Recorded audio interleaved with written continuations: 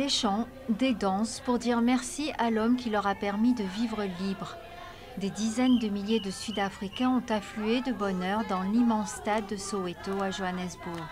Un stade rempli aux 2/3 sous une pluie battante pour célébrer l'hommage de la nation et du monde entier à Nelson Mandela. Nous sommes ici pour faire le deuil d'une légende de l'époque de Nelson Mandela.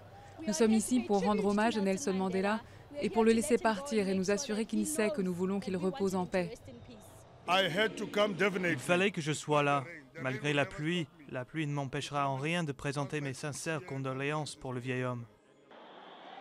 Des dizaines de milliers de Sud-Africains et une centaine de chefs d'État d'aujourd'hui et d'hier venus d'Europe, d'Asie, d'Amérique latine et des États-Unis. Le président Obama ovationnait à son entrée dans le stade pour qui Nelson Mandela restera à jamais un géant.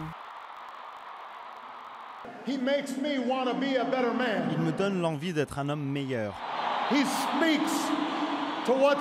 parle à ce qu'il y a de mieux en nous-mêmes. Montrant l'exemple de l'apaisement, le président américain a donné une poignée de main historique à Raúl Castro, son homologue cubain, alors que les États-Unis sont en froid avec Cuba depuis 50 ans. Et il a appelé les chefs d'État présents et particulièrement les responsables africains venus nombreux à ne pas oublier les leçons de Mandela. Il y a trop de dirigeants qui se disent solidaires du combat de Nelson Mandela pour la liberté mais ne tolèrent pas d'opposition de leur propre peuple. Allons-nous marcher dans ses pas, a demandé son petit-fils. La route s'annonce difficile, à l'image de l'accueil réservé à Jacob Zuma, l'actuel président sud-africain, à la réputation entachée par les scandales et la corruption. Il a été hué à plusieurs reprises à son arrivée au stade et pendant la cérémonie.